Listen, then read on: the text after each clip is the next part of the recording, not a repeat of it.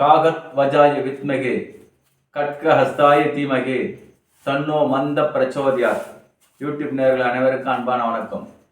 இன்று நாம் காண உள்ளது மேஷ ராசிக்கு 2026ஆம் ஆண்டு சனி பகவான் பயிற்சி எப்படி இருக்க போகிறது என்பதை காண உள்ளோம். யூடியூப் நேயர்களே, இந்த விசாவசு வருடம் மாசி மாதம் 22ஆம் நாள் 6/3/2026 வெள்ளிக்கிழமை சனி பகவான் கும்பராசியிலிருந்து மீன ராசிக்கு பயிற்சி அடைகிறார். இது 7.5 சனி தொடக்கம் மேஷ ராசிக்கு. மேஷ ராசி அன்பர்களே, உங்கள் ராசிக்கு சனி பகவானின் சஞ்சார காலம் தொடக்கம், அதாவது 6/3/2026 முதல் நீங்கள் எதையுமே தைரியத்தோடும் பிடிவாதத்தோடும் வெற்றி நடை போட்டு கொண்டிருக்கின்ற உங்களுக்கு இந்த சனி பகவான் 7.5 சனி தொடக்கம் எப்படி இருக்க போகிறது என்பதை காண உள்ளோம். இவர் சனீஸ்வரன் பட்டம் பெற்றவர் ஆவார். இந்த சனி பகவான் பெயரை கேட்டால் எல்லோரும் நடுங்குவார்கள். ஏனென்றால் அத்தனை கொடிய கிரகம் என்று கூறுவார்கள். இவரை தர்ம கர்மாதிபதி என்றும் கூறுவார்கள்.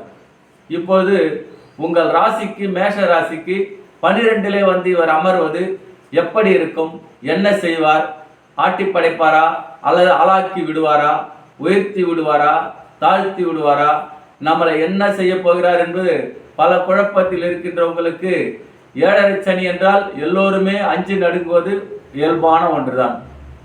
ஏனென்றால் இவர் என்ன நம்ம விதைக்கிறோமோ அதைத்தான் கொடுப்பார். அவரை விதைத்தால் அவரைத்தான் கொடுப்பார். அதே போல் கல்லியை விதைத்தால் கல்லியைத்தான் கொடுப்பார். அத்தனை சிறப்பு பெற்ற தர்ம கர்மாதிபதியான இந்த சனி பகவான் 7.5 வருட காலங்களில் ஒரு ராசியிலும் 2.5 ஆண்டு, அந்த வரிசையில் முதல் ஒரு பகுதியாக இதை சிரசு என்று கூறுவார்கள், விரைய சனி என்று கூறுவார்கள். இந்த விரைய சனி மேஷ ராசிக்கு தொடக்கி இருக்கிறது. நீங்கள் எதிலுமே விளையாட்டாகவும் அசட்டு தைரியத்தோடும் துணிச்சலோடும் செய்து வந்த நீங்கள் இனி ஒவ்வொரு காரியத்தையும் சற்று நிதானத்தோடும் கண்ணியத்தோடும் மனதில் சற்று பயத்தோடும் செய்தால் எந்த சிக்கலை நகராமல் பார்த்து கொள்ளலாம். பொதுவாக வாகனங்கள் போகும்போது வரும்போதும் சரி, தொழில் கொடுக்கல் வாங்கலிலும் சரி, வார்த்தைகளிலும் சரி, உடல் ஆரோக்கியத்திலும் சரி, எல்லா வகையிலும் நீங்கள் சற்று கவனமாக இருக்க வேண்டும். கையில் உள்ள பணம் எப்படிதான் செலவாகுது என்றே சொல்ல முடியாது. விரைஸ்தானத்தில் வந்திருக்கிறதுனால் ஓட்டப்பானையிலே ஊற்றி வைத்த நீரை போல் கரைந்து கொண்டே இருக்கும்.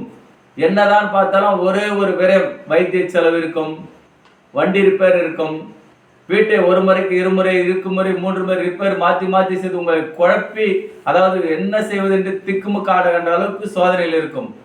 அதே சமயம் சனி பகவானால் வைத்திய செலவு இருக்குதான் செய்யும். செய்கின்ற தொழிலில் கூட சற்று மிகவும் கவனத்தோடு இருக்க வேண்டும். நீங்கள் வாக்குகளை கொடுக்கல் வாங்கலை கவனமாக இருக்க வேண்டும். ஏனென்றால் சில நேரம் மறதி கொடுத்துவிடும், கைப்பொருள் மறந்து வைத்து விடுங்கள். உங்களிடம் சில வாடிக்கையாளர் வந்து பொருள் கொடுத்து அதை மறந்து வைத்து திரும்ப தேடுகின்ற ஒரு சூழ்நிலை ஏற்படும். இது வியாபாரம் செய்பவர்களுக்கு. தொழில்துறையில் உள்ளவர்களுக்கு அதிகாரியிடம் அனுசரித்து செல்ல வேண்டும். இதுவரை நீங்கள் ரப் அண்ட் டப் எடுத்தோம் முடித்தோம் என்று இருந்த நீங்கள் எந்த வேலைக்கு போனாலும் இன்று நாளை சற்று முன்பு பின்னர் தான் அகப்தம். ஏனென்றால் மந்தக்காரகனின் பிடியில் இருப்பதனால் நம்மளை மந்தப்படுத்தி தாமதப்படுத்துவார். இதுவும் ஒரு வகையில் உங்களுக்கு படிப்பினாக இருந்தாலும், ஆனால் அதை தாங்கிக் கொள்கின்ற மன இல்லை. ஏனால் வீரதிரம் புரிந்து வெற்றி நடைபெறுகின்ற செவ்வாய் பகவான் ஆதிக்கம் பெற்ற மேஷராசி நேயர்களே, நீங்கள் கவனத்தோடு செயல்பட வேண்டும். பண விஷயத்தில் ரொம்ப ஜாக்கிரதையாக இருக்க வேண்டும். வாக்கு கொடுப்பதில் ரொம்பவும் கவனமாக இருக்க வேண்டும். உடல் ஆரோக்கியத்தில் உடனே ஏதாவது ஒரு உடம்பு செல்ல உடனே மாத்திரையால் மருத்துவர் அணுகுவது நல்லது. வீட்டில் வைத்திய செலவு இருக்கத்தான் செய்யும். அதற்கு அவர்களுக்கு உடனுக்குடன் உண்டானதை நீங்கள் மருந்து மாத்திரை செய்தனால் பெரிய செலவில்லாமல் தப்பித்துக் கொள்ளலாம். அதே சமயம் விரயத்தை கட்டுப்படுத்தி என்னென்ன செய்ய வேண்டும் என்பதை நீங்கள் உணர்ந்து, ஏன்னா நீங்கள் மிகவும் திறமசாலி. வீரதீரம் செவ்வாய் என்றாலே போர் கிரகம், எல்லாத்துக்கும் சண்டை போடால் நீங்கள்.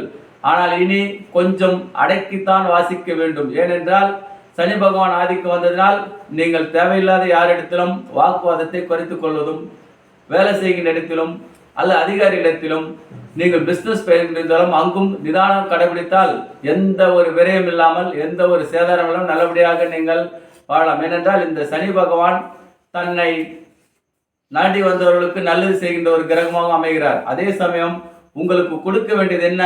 இது வந்து 2வது சுத்து, முதல் சுத்து, 3வது சுத்து, இப்படி 4 சுத்து வரை உள்ளது. இப்ப இருக்கிற ஜோசியில 3 சுத்து தான் முடிவு பண்ணிடுறாங்க. அப்படி அல்ல, பாலிய சலம் குழந்தை பருவத்தில் வரும். 2வது பொங்கு சனி, இது செல்வம், ஐஸ்வர்யம், திருமணம், புத்திர பேரு, வேலை கிடைத்தல் அனைத்து கொடுக்கும். 3வது சனி மங்கு சனி, சிறிது உடல் ஆரோக்கியத்திலும் கண் பார்வை குறைவு, கை கால் வாய்ச்சல் இப்படி இருக்கும். 4வது சனி தான் மரண சனி. ஆகவே சனி பகவான் ஒரு வாழ்க்கையில் ஒரு மனிதனுக்கு 4 சுற்று வரும். அது 120 ஆண்டு. ஏனென்றால் நிறைய பேர் இப்போ 120 வருஷம் வாழதில்லை. அதனால ஜோதிடர்லாம் சேர்த்து 3 சுத்து தான் இருக்காங்க. இந்த மாதிரி காலகட்டங்கள் வரும்போது உங்களுக்கு விரயங்கள் ஏற்படும். அனைத்துமே நீங்கள் எச்சரிக்கையாக செயல்பட வேண்டிய ஒரு காலமாக இது அமைகிறது. உங்களுக்கு என்னென்ன தேவையோ அத்தனையும் கொடுப்பார், கஷ்டத்தையும் கொடுப்பார், செலவையும் கொடுப்பார். இப்போ உங்களுக்கு 1 லட்சம் வருதுன்னா 3 லட்சம் செலவு வந்து நின்றுடும். ஏதாவது ஒரு ரிப்பேரோ அல்லது வைத்திய செலவோ அல்லது உறவினர்களுக்கு நீங்கள் உதவி பண்ணி இப்படி ஏதாவது வரும்.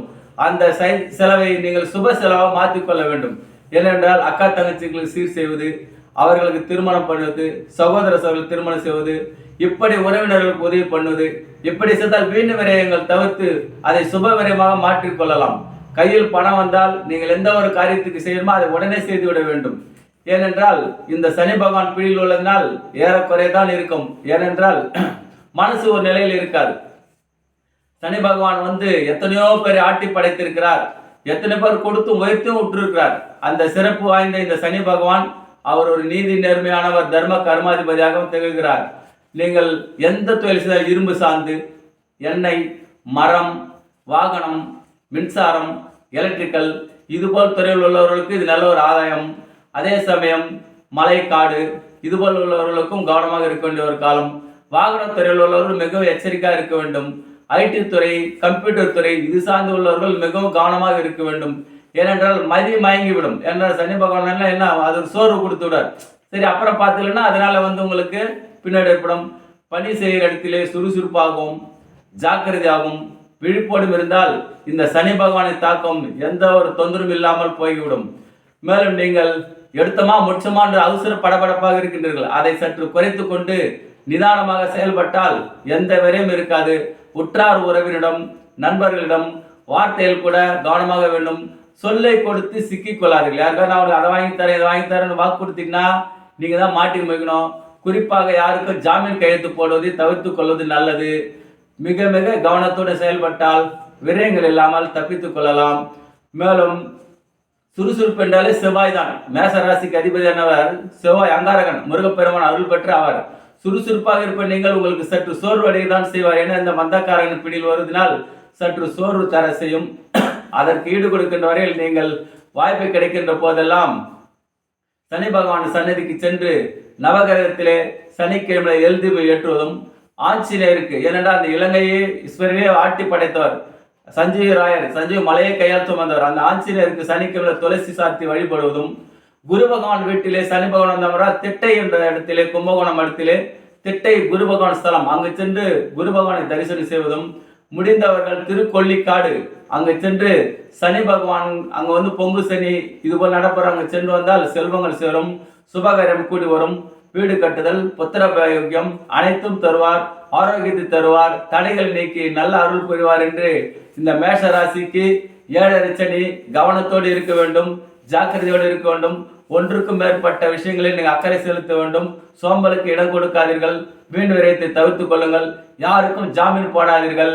நன்றி, நன்றி, நன்றி.